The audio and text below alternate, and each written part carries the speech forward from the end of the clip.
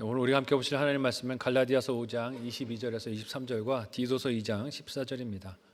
우리 같이 한 목소리로 봉독하겠습니다. 오직 성령의 열매는 사랑과 희락과 화평과 오래 참음과 자비와 양선과 충성과 온유와 절제니 이 같은 것을 금지할 법이 없느니라.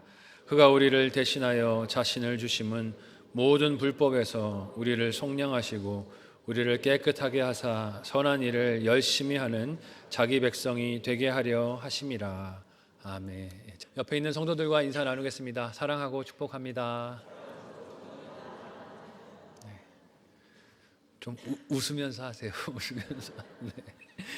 네, 함께 읽은 본문의 말씀을 가지고 성령의 열매 6번째 시간 양선이란 제목으로 말씀 나누도록 하겠습니다. 지난주 열매가 뭐였는지 기억나십니까?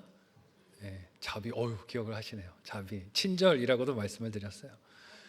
네, 친절, 자비를 적용하는 한 주를 살아보자 말씀을 드렸는데 주일 예배를 마치고 집에 돌아왔더니 몇몇 성도분들께서 저에게 문자를 보내주셨습니다.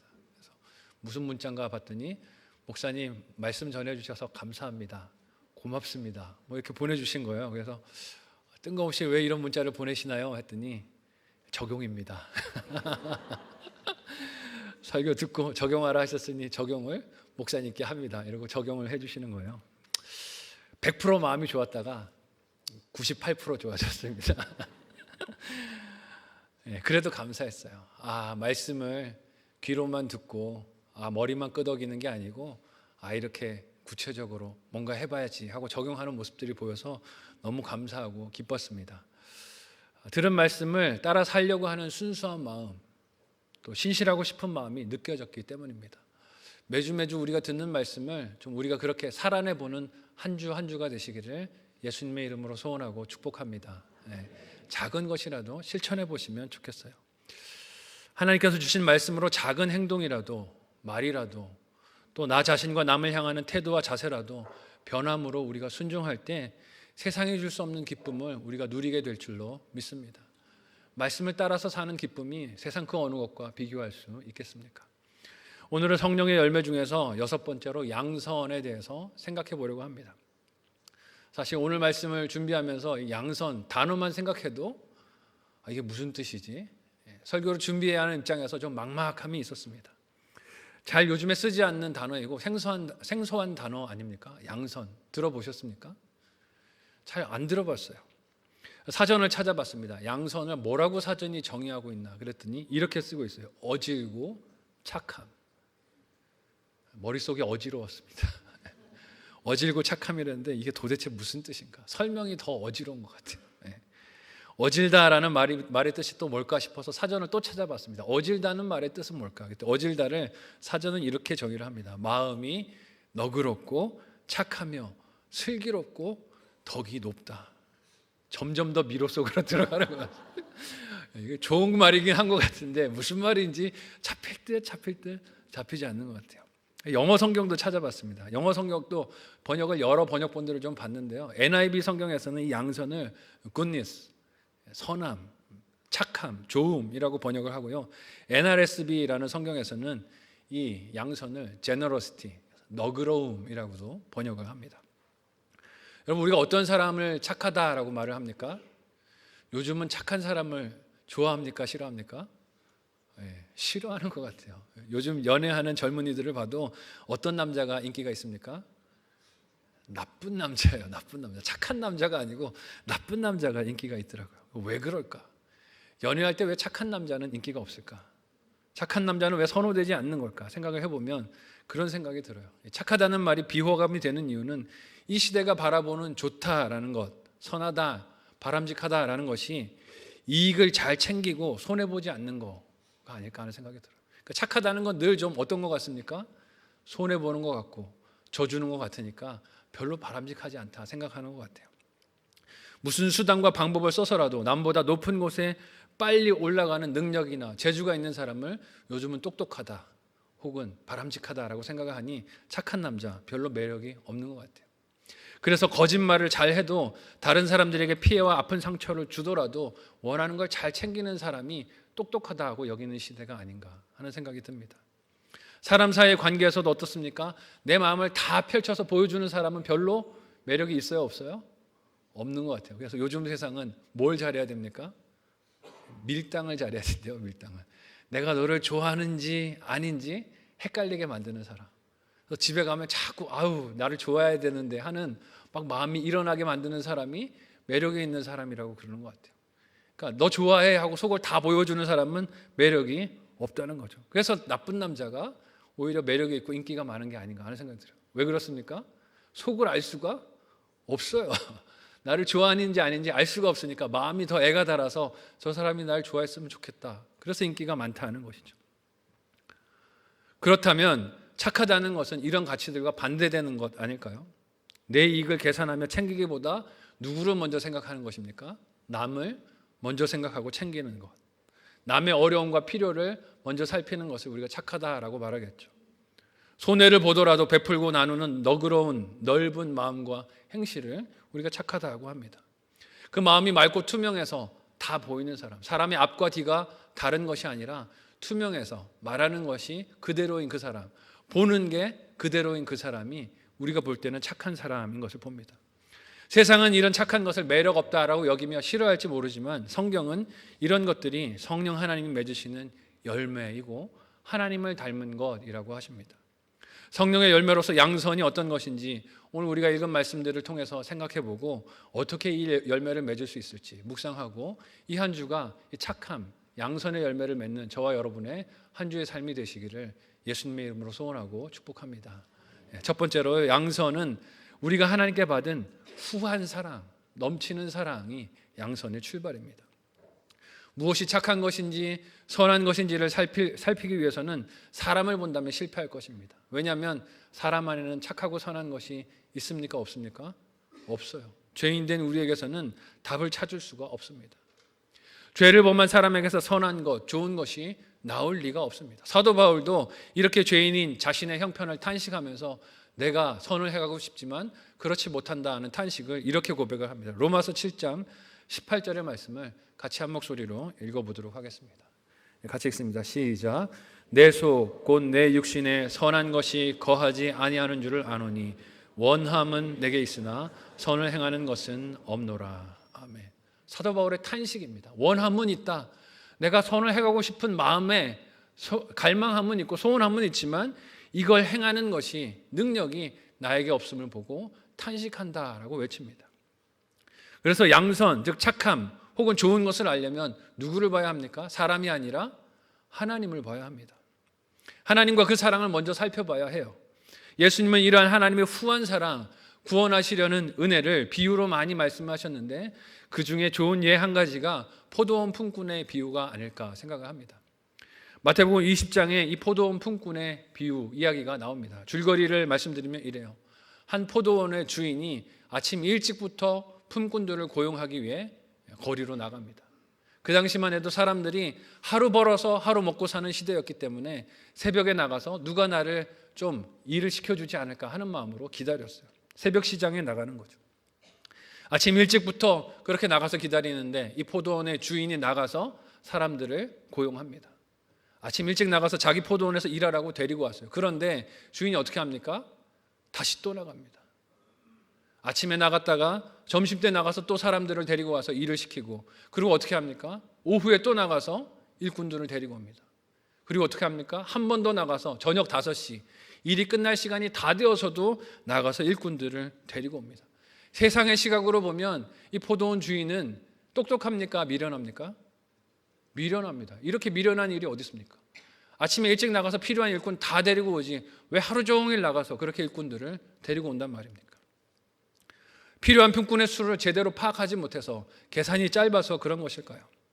세상에 볼 때는 이렇게 아침부터 저녁까지 품꾼을 고용하기 위해서 부지런히 뛰어다니는 주인이 포도원의 주인이 어리석고 미련하게 보일 수 있을 것입니다. 하지만 당시 사회의 모습을 생각해 보면 사실 포도 주인이 이렇게 시간마다 나가서 일꾼들을 고용한 것은 자기 필요 때문이 아니에요. 그 당시 사람들은 하루 벌어서 하루 먹고 살던 시대이기 때문에 저녁 때까지 가도록 일을 못하는 사람들이 있었다는 뜻입니다. 일을 찾고 있었지만 일을 얻지 못해서 그렇게 거리에 서 있었던 가장들이 있었다는 것이에요. 그래서 주인이 그들도 다 데리고 와서 일할 수 있는 기회를 준 것입니다. 그렇게 주인이 고용한 사람들에게 품삯을 나눠주는데 어떻게 합니까? 순서가 그 비유 말씀을 보면 이래요. 사람의 생각으로는 누구부터 줘야 됩니까? 아침에 일찍 와서 일한 사람들부터 줘야 되잖아요. 근데 주인이 누구부터 줄까요? 저녁에 와서 일한 사람들부터 돈을 줍니다. 순서에도 벌써 우리 마음이 턱 하고 걸려요. 뭐 순서를 이렇게 주나. 그런데 저녁에 와서 일한 사람들에게 얼마를 주냐면 한 데나리온을 줍니다. 이 한 데나리온은 그 당시에 하루 음식, 필요한 음식을 살 수 있는 노동자들의 하루 품삯이었어요. 저녁에 와서 일한 사람인데 한 데나리온을 받은 거예요. 먼저. 그러니까 아침에 온 사람들은 마음이 어떨까요? 야, 저 인간이 한 데나리온을 받으면 나는 얼마를 받을까? 마음이 기대가 되지 않을까요? 내가 저 사람보다는 많이 일했으니 더 많이 줄 거야 생각이 들 것입니다. 근데 이 이야기에서 놀라운 것은 무엇입니까? 이 주인이 자기 손해를 감수하면서까지 이렇게 모든 품꾼에게 하루 양식을 위해 필요한 품삯을 베푸는데 아침에 와서 일찍 일한 사람들은 자신들에게 똑같은 양의 돈을 주인이 주니까 불평하고 원망합니다. 그 내용이 마태복음 20장 10절에서 12절에 등장해요. 우리 같이 한 목소리로 읽어보도록 하겠습니다. 같이 읽습니다. 시작. 먼저 온 자들이 와서 더 받을 줄 알았더니 그들도 한 데나리온씩 받은지라. 받은 후 집 주인을 원망하여 이르되 나중 이 사람들은 1시간밖에 일하지 아니하였거늘 그들을 종일 수고하며 더위를 견딘 우리와 같게 하셨나이다. 아멘. 지금 아침부터 와서 일한 사람들이 화가 났습니다. 화가 난 이유가 뭡니까? 우리도 왜 똑같이 돈을 주느냐 하는 것이죠. 많이 일한 자신들에 비해 적게 일한 일꾼들이 받은 것이 공평하지 못하다는 것입니다. 불공평하다는 거예요. 근데 여러분 생각해 보십시오. 새벽에 나와서 일했던 이 사람들 사실 마음이 어땠을까요? 새벽에 이 주인이 와서 자신들을 고용해 줬을 때 너무 기뻤을 겁니다. 이유가 뭘까요? 오늘 굶지 않아도 되는구나. 우리 식구들하고 먹을 것이 식탁에 놓여지겠구나. 기뻐하고 기대하는 마음이 있었을 겁니다.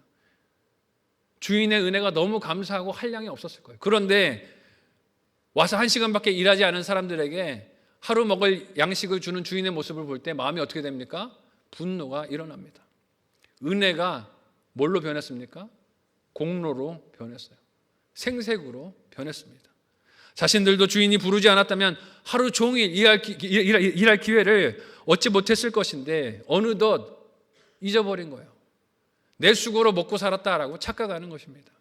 어느덧 주인이 자신들에게 은혜를 베푼 사람이 아니라 누가 됐습니까?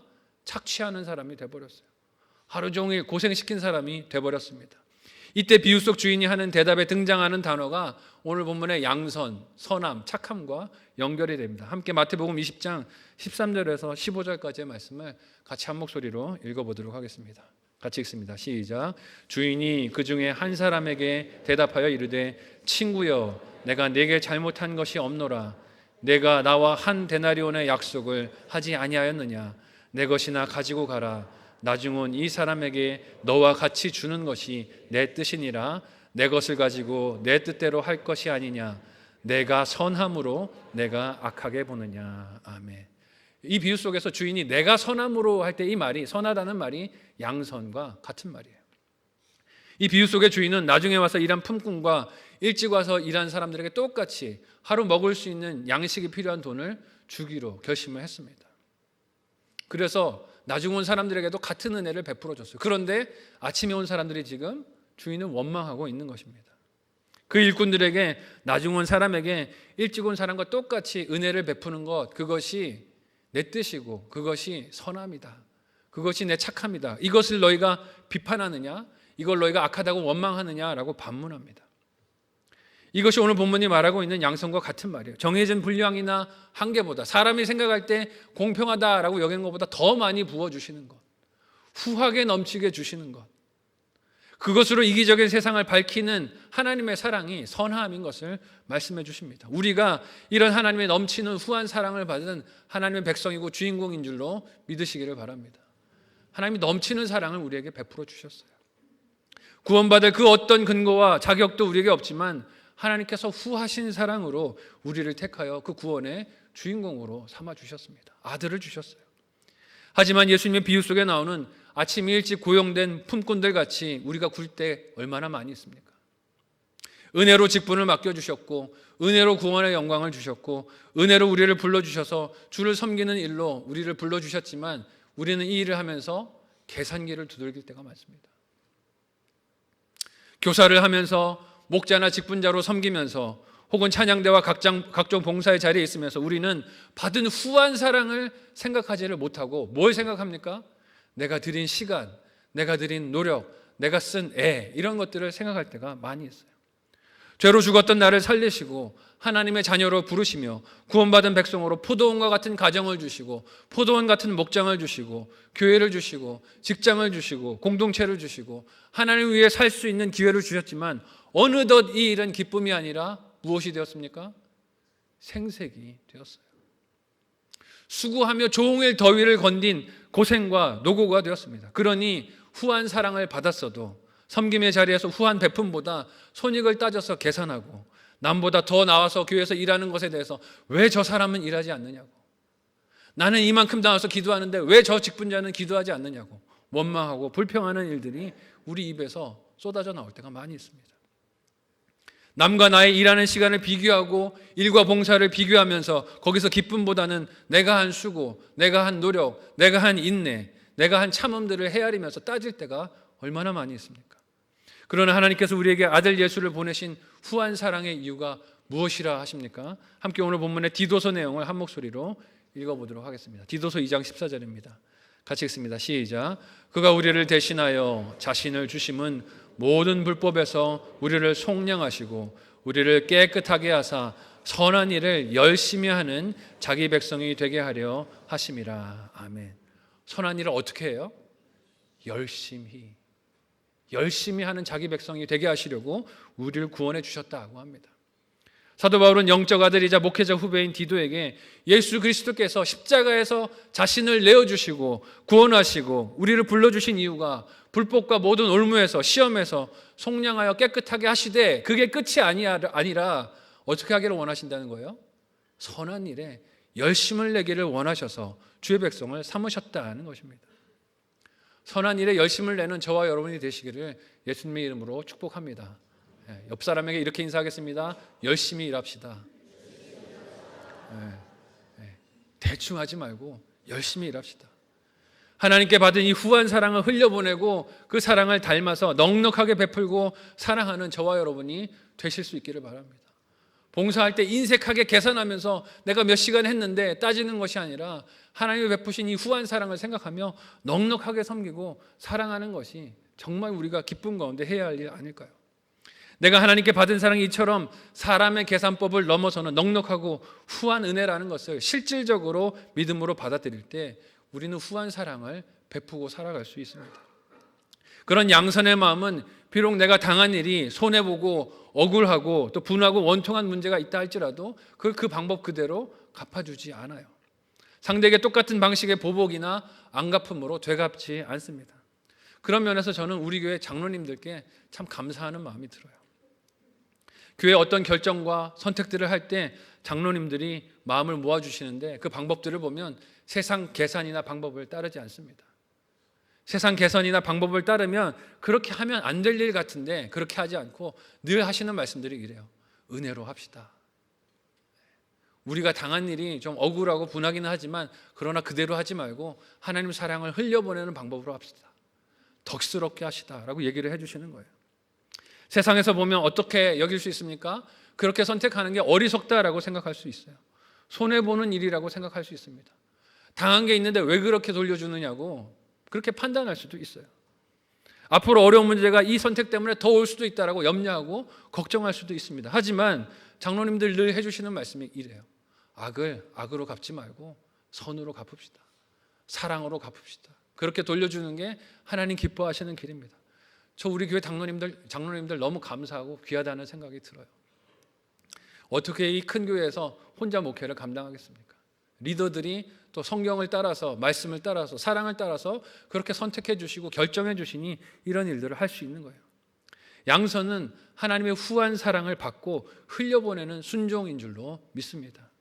이런 넉넉한 사랑의 열매를 성령 충만으로 맺는 저와 여러분들이 되실 수 있기를 바랍니다. 섬기고 봉사할 때 계산하지 마세요. 내가 이만큼 받았으니까 이만큼 돌려준다, 그렇게 생각하지 마시고 후한 사랑, 넉넉한 사랑을 그렇게 베풀어 줄 수 있는 우리가 되었으면 좋겠습니다. 한번 생각하고 적용해 보시기를 바랍니다. 첫 번째 묵상, 적용 질문을 드립니다. 첫 번째는요, 하나님께 받은 사랑이 후한 것을 느끼십니까? 하나님께 받은 사랑이 넉넉한 것을 느끼십니까? 불공평하다, 원망하는 것이 있다면 이유가 무엇입니까? 한번 생각하시고 돌아보시면 좋겠어요. 두 번째로, 양선은 하나님을 닮는 사랑인 것을 우리가 기억해야 합니다. 바울이 성령의 열매들을 말하는 것은 그 열매들이 성령 하나님의 다스리심에 순종할 때 변화받은 성품으로 드러나기 때문입니다. 사람 힘으로 안 된다는 뜻이에요. 성령 하나님께 순종하고 따라갈 때 맺어지는 성품입니다. 사람이 스스로 힘쓰고 애써서 맺을 수 있는 성격의 열매들이 아니라는 뜻이에요. 그 열매들이 오늘까지 본문에서, 갈라디아 본문에서 이런 것들이라고 열거했었습니다. 우리 같이 갈라디아서 본문을 한 목소리로 읽어보겠습니다. 같이 읽습니다. 시작. 오직 성령의 열매는 사랑과 희락과 화평과 오래 참음과 자비와 양선과 충성과 온유와 절제니 이 같은 것을 금지할 법이 없느니라. 아멘. 그러므로 성령님이 내 안에 계시지 않는다면 이런 열매들은 내 삶에서 보일까요? 안 보일까요? 보이지 않습니다. 애쓴다고 이런 열매가 맺혀지는 게 아니에요. 사람의 본성과 기질로는 이런 것들이 행실과 성품, 언어와 행동으로 나타날 수가 없습니다. 성경에서 이렇게 성령의 열매로 착함, 양선을 보이는 인물들이 여러 등장하는데 그 중에 한 예가 사도행전에 나오는 바나바라 할 수 있습니다.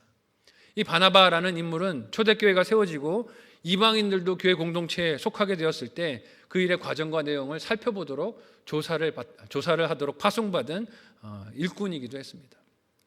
그는 이전에 바울이 회심해서 복음의 전도자가 되었을 때 많은 사람들이 의심하며 걱정했을 때 그를 믿자고, 한번 그를 돌아보라고 일꾼이 되는 일에 도움을 주었던 인물이기도 합니다. 사도행전 9장 26절에서 7절을 한 목소리로 읽어보도록 하겠습니다. 같이 읽습니다. 시작. 사울이 예루살렘에 가서 제자들을 사귀고자 하나 다 두려워하여 그가 제자됨을 믿지 아니하니 바나바가 데리고 사도들에게 가서 그가 길에서 어떻게 주를 보았는지와 주께서 그에게 말씀하신 일과 다메섹에서 그가 어떻게 예수의 이름으로 담대히 말하였는지를 전하니라. 아멘. 사실 우리는 이 사도들의 마음이 이해가 갑니다. 자신을 죽이려고 했던 사도 바울 아닙니까? 자신들을 죽이려고 기세등등했던 이 사람을 누가 마음을 쉽게 바꿔서 믿을 수가 있겠습니까? 사람이 잘 변합니까? 변하지 않습니까? 잘 변하지를 않습니다. 그렇지 않습니까? 내 배우자도 그렇게 평생을 놓고 기도해도 잘 변하지 않는 것 같아서 속이 답답할 때가 있어요. 그래서 변했다라고 말하고 나 오늘부터 달라졌어, 새 사람이 됐어 라고 말하지만 뭐라고 얘기합니까? 내가 믿나 봐라. 더 잘 안 변하더라. 안 믿어요. 사람들이 잘 변하지 않는 존재라고 서로를 생각하고 바라봅니다. 그래서 예수님을 만나 회심한 사울이 예루살렘에 가서 제자들, 사도들을 만나고 사귀고 싶다라고 말하지만 사도들이 믿습니까? 안 믿습니까? 안 믿어요. 오지 말라 그래. 나를 죽이려고 했던 사람 아니야. 그 사람 만나서 무슨 얘기를 해. 난 믿을 수 없어. 두려워합니다. 그 의도를 의심하고 믿지 않았어요. 이런 형편에 있었던 사울, 즉 바울을 위해서 누가 나섭니까? 바나바가 나서서 중재를 합니다. 그의 원래 이름은 요셉이었는데 그가 보였던 성품과 행실이 남을 위로하며 착했기 때문에 별명으로 붙은 것이 바나바였어요.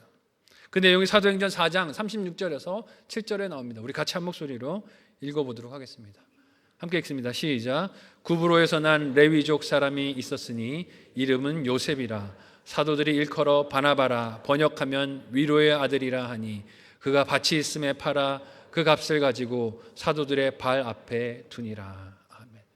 교회가 세워지는 과정부터 이 바나바는 자기의 소유도 아낌없이 내놓으면서 착한 성품을 보이고 주의 교회를 위하여 쓰임받았던 사람입니다.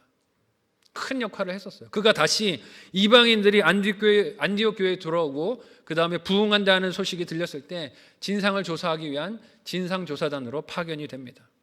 그리고 그 사명을 받은 바나바가 가서 그 사명을 어떻게 감당합니까? 사도행전 11장 22절에서 24절의 내용을 한 목소리로 읽어보도록 하겠습니다. 같이 읽습니다. 시작. 예루살렘 교회가 이 사람들의 소문을 듣고 바나바를 안디옥까지 보내니 그가 이르러 하나님의 은혜를 보고 기뻐하여 모든 사람에게 굳건한 마음으로 주와 함께 머물러 있으라 권하니 바나바는 착한 사람이요 성령과 믿음이 충만한 사람이라. 이에 큰 무리가 죽게 더하여 지더라. 아멘. 여러분, 보통 진상을 조사하러 가면 어떤 마음으로 조사하러 갑니까? 내가 틀린 것 찾아내리라 하는 마음으로 갑니다. 잘못된 것, 위험한 것, 틀린 것들을 찾아 비판하고 경고하고 주의를 하기 위해서 가는 게 진상조사단일 때가 많이 있어요. 잘못된 것들을 찾아서, 다른 것들을 찾아서 리스트를 쫙 세워놓고 이런 거 고쳐라 라고 말하는 게 진상조사단 아닙니까?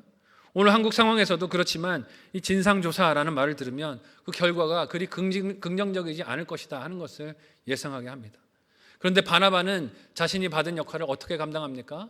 안디옥 교회 가서 이방인들이 예수를 믿고 똑같이 성도가 된 것을 보고 기뻐하고 감격했어요. 그리스도를 믿어 성도가 된 사람들 속에서 다른 것을 먼저 본 게 아니라 하나님의 은혜를 먼저 봤습니다. 그리고 그들을 경계하며 두려워하는 눈빛으로 본 것이 아니라 오늘 말씀을 보면 기뻐했다라고 기록하고 있어요. 똑같은 하나님이 이 이방인들 가운데서도 역사하셔서 교회를 세워주시니 기쁘다라고 표현을 했다고 합니다. 이유가 무엇입니까?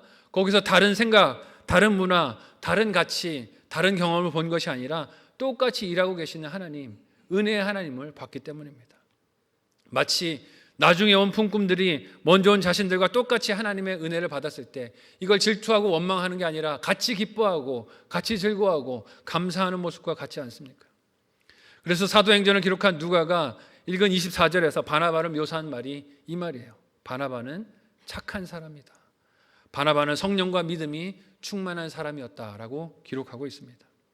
하나님이 이런 바나바가 맺은 성령의 열매, 즉 양손으로 인해서 큰 무리가 주님께 더해지게 하셨다라고 기록하고 있어요.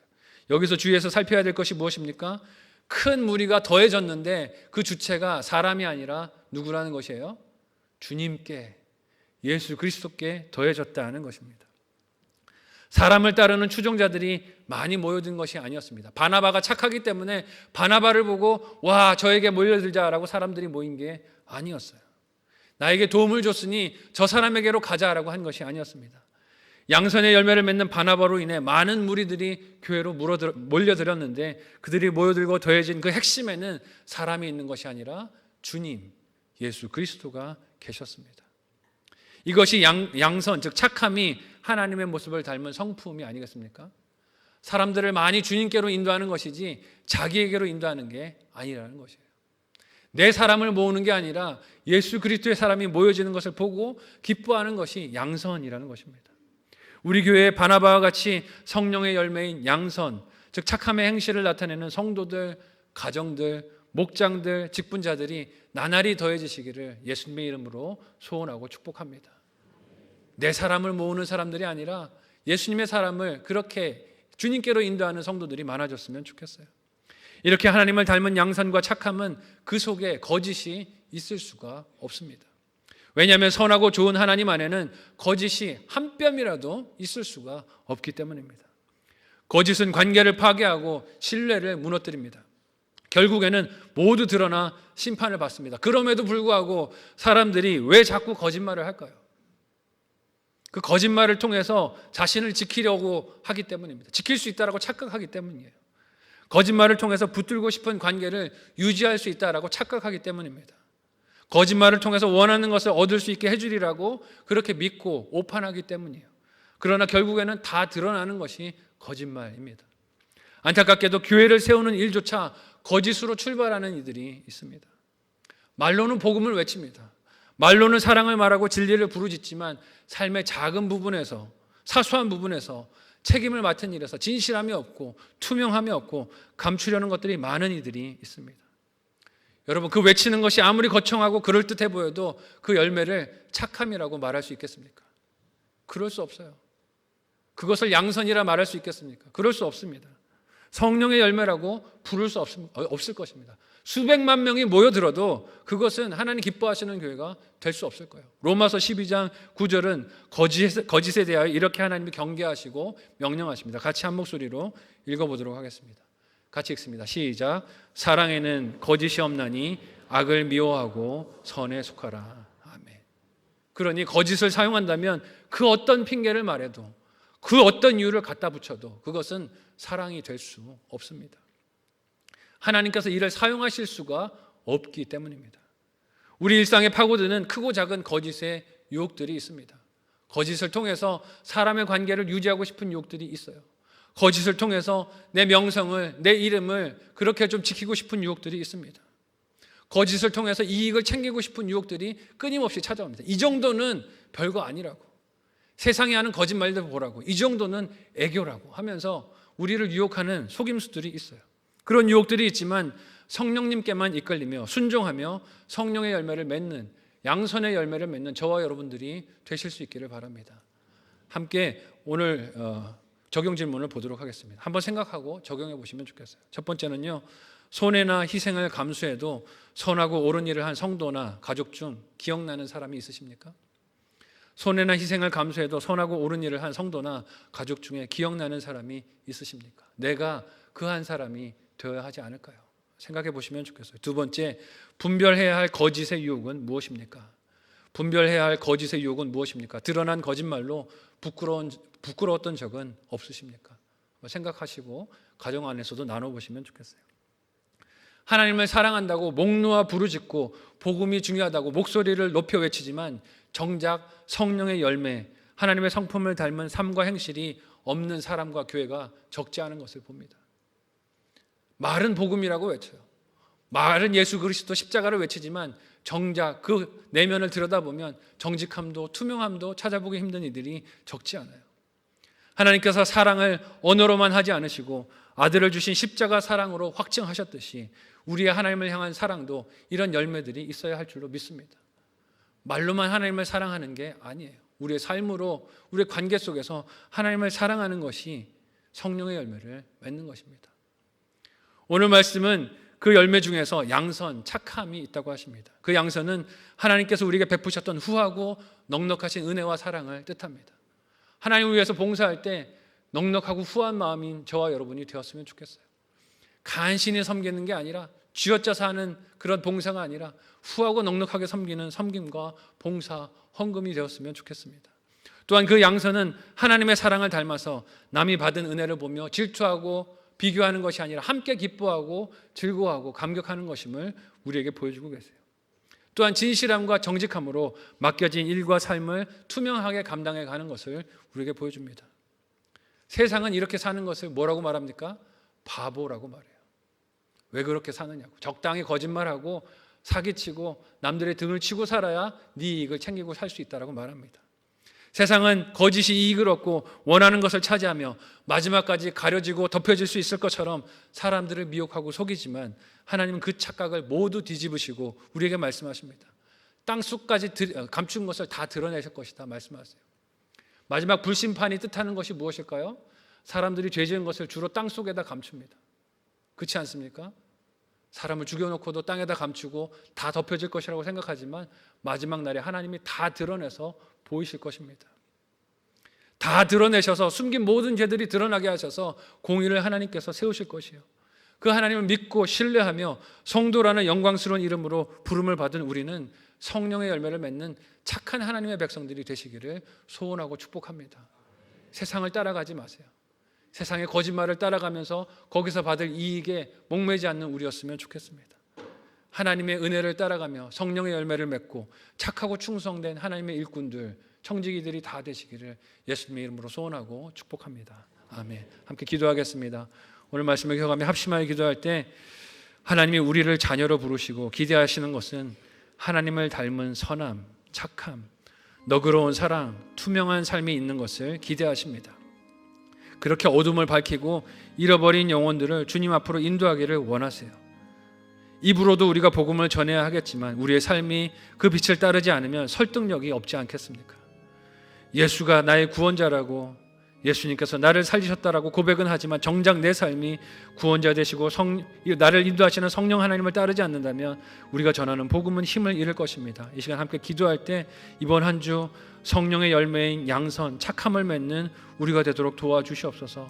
거짓말하고 싶은 유혹이 찾아올 때마다 진실을 말하게 하는 우리가 되게 하여 주시고 성령 하나님을 따라 투명한 우리가 되게 하여 주시고 사람의 앞과 뒤가 다른 인생이 아니라 한결같은 인생을 살아가며 빛된 향기를 드러내는 우리 모두가 될 수 있도록 도와달라고 말씀을 기억하며 합심하여 함께 기도하도록 하겠습니다. 기도합니다. 하나님, 은혜를 감사합니다. 우리를 사랑하셔서 구원하여 주시고 성령 하나님을 허락하여 주시고 하나님 그 성령님으로 인하여 예수님을 나의 구주로 영접하고 이 땅을 살아가도록 인도하여 주시니 감사합니다. 우리를 하나님의 자녀로 불러주신 것은 착한 행실을 열심히 하기 위함이라는 디도서의 말씀을 우리가 기억하기를 원합니다. 이 땅을 살아가며 우리에게 주신 이 귀한 성도라는 이름에 걸맞은 삶을 살아가는 우리가 되도록 도와주시옵소서. 가장 영예로운 이름을 허락하여 주셨사오니 이름에 합당한 삶을 우리가 살도록 도와주시고 투명하게 하여 주시고 진실하게 하여 주시고 하나님 기뻐하시는 착한 열매들을, 양선의 열매를 많이 맺는 우리가 되도록 도와주시옵소서. 바나바와 같이 투명한 사람, 순전한 사람 되기를 원합니다. 우리를 인도하여 주시고 하나님께서 우리를 사랑하셔서 불러주신 은혜에 감격하며 기뻐하며 모두와 함께 즐거워할 수 있는 하나님의 백성들 되도록 인도하여 주옵소서. 사람의 앞과 뒤가 다른 위선되고 가증된 인생이 되지 않게 하여 주시고 하나님 기뻐하시는 뜻을 따라 순종하며 걸어가는 하나님의 귀한 자녀들 되도록 우리를 인도하여 주옵소서. 감사하며 예수님의 이름으로 기도하옵나이다. 아멘. 하나님, 우리를 자녀 삼아 주시니 감사합니다. 성도라는 가장 영광스러운 이름을 우리에게 붙여주셨사오니 그 이름대로 살아가는 우리가 되도록 도와주시옵소서. 이 땅을 살아가며 하나님을 닮은 양선, 착함이 우리 안에 있기를 원합니다. 하나님, 우리 안에 순전한 마음이 있게 하여 주시고 진실케 하여 주시고 정직하게 하여 주셔서 하나님 기뻐하시는 아름다운 열매들을 많이 맺게 도와주옵소서. 입으로만 예수 그리스도를 전하는 삶이 아니라 우리의 온 삶이 예수 그리스도를 나타내는 향기가 되게 하여 주셔서 어디로 가든지 하나님 믿는 자들을 주님 품으로 그렇게 인도하는 일에 쓰임받는 복된 인생들 다 되도록 도와주시옵소서. 감사하며 예수님의 이름으로 기도하옵나이다. 아멘.